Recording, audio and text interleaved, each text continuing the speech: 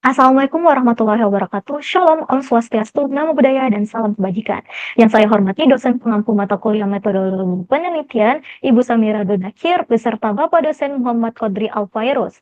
Perkenalkan, nama saya Siti Ainun Hairunisa, mahasiswi program studi Akuntansi S1 Fakultas Ekonomi dan Bisnis Universitas Negeri Makassar.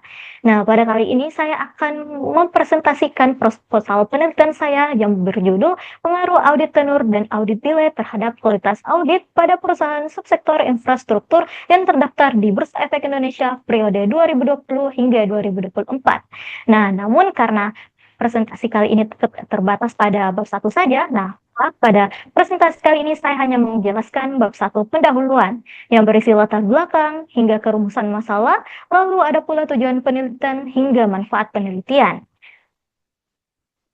Nah, yang pertama ada latar belakang. Nah, laporan keuangan merupakan alat komunikasi bisnis karena menghubungkan antara perusahaan dengan stakeholder, salah satunya investor.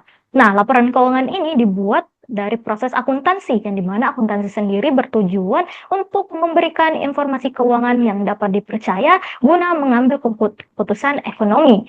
Nah, laporan keuangan yang baik dapat menciptakan pasar modal yang sehat. Nah, menurut laporan Nurputri tahun 2025, 50% pasar modal itu berasal dari generasi Z. Nah, generasi yang akrab dengan teknologi ini menuntut laporan keuangan yang transparan sehingga dapat digunakan dalam mengambil keputusan investasi.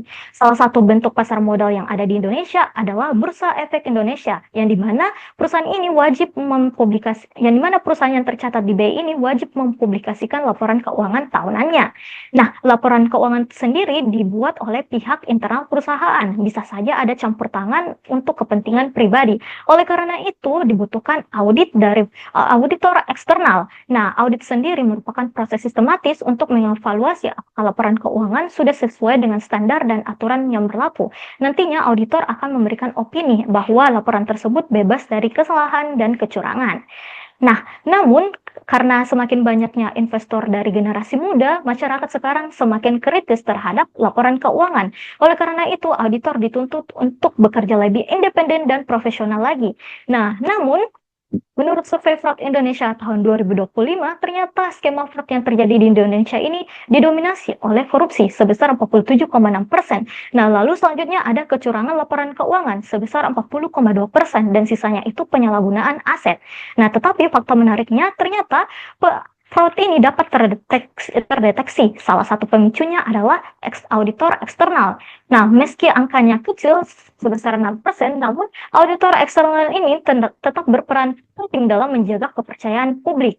Nah, independensi dan profesional auditor tadi diukur melalui kualitas audit, yang dimana kualitas audit ini adalah indikator utama apakah audit telah dijalankan sesuai dengan prosedur dan aturan yang berlaku. Namun selain dua faktor ini, ternyata ada juga faktor lain, yaitu audit tenur dan audit delay. Nah, audit tenur sendiri adalah berhubungan berapa lama auditor bekerja sama dengan kliennya. Nah, hubungan yang lama mungkin membuat auditor semakin paham terkait bisnis klien, tetapi juga bisa merusak independensi dari auditor itu sendiri.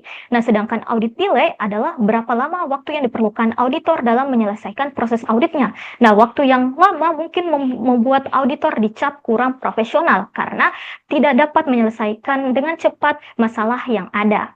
Nah, beberapa penelitian terkait hal ini, yang pertama, menurut Maharani dan Triani tahun 2020, ternyata audit tenur itu berpengaruh terhadap kualitas audit. Begitu juga menurut Cahyadi tahun 2022, audit delay juga berpengaruh. Nah, lalu ada juga penelitian kedua, yang dimana menurut Yasodhara dan Anggraini tahun 2024, ternyata audit tenur itu tidak berpengaruh terhadap kualitas audit.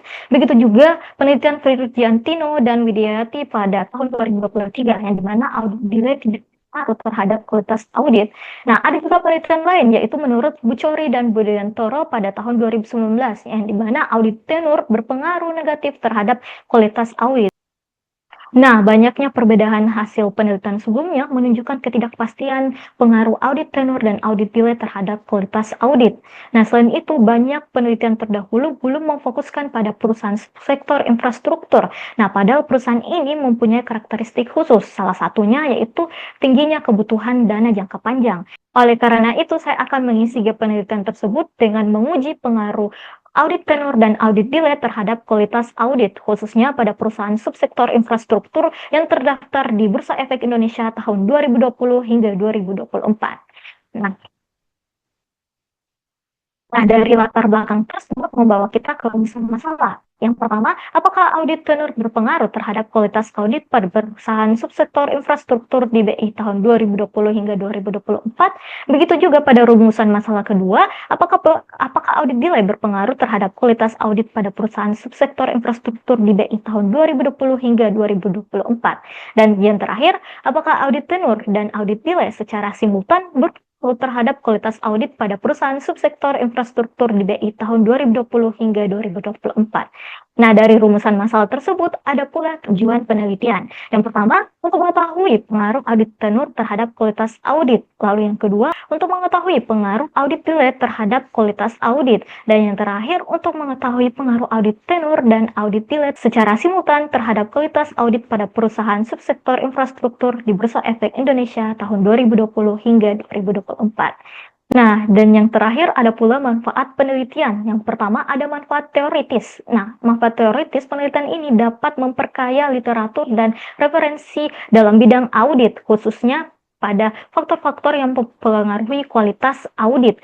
Nah, lalu sisi praktisi, penelitian ini dapat menambah wawasan bagi peneliti dan bagi auditor dapat menjaga independensi dan efisiensi waktu auditnya. Dan yang terakhir, bagi investor dapat mengetahui faktor-faktor apa saja yang mempengaruhi kualitas audit sehingga dapat mempertimbangkan keputusan investasi yang lebih baik. Nah, itulah tadi presentasi proposal penelitian khususnya bab 1. Nah, saya ucapkan terima kasih kepada para dosen pengampu karena melalui tugas ini saya dapat mengetahui cara mempresentasikan proposal penelitian sebelum masuk ke tahap seminar proposal. Dan juga terima kasih pada para teman-teman yang telah menemukan video saya dan lalu menontonnya. Semoga video saya ini dapat membuat teman-teman semakin paham terkait struktur proposal penelitian. Nah, saya juga mohon maaf kepada dosen pengampu apabila dalam presentasi saya banyak kekurangan, karena saya juga mahasiswi yang masih terus belajar dan berkembang. Terima kasih saya ucapkan, saya Siti Ainun Hairunisa, pamit undur diri. Wabillahi taufiq wal hidayah. Wassalamualaikum warahmatullahi wabarakatuh.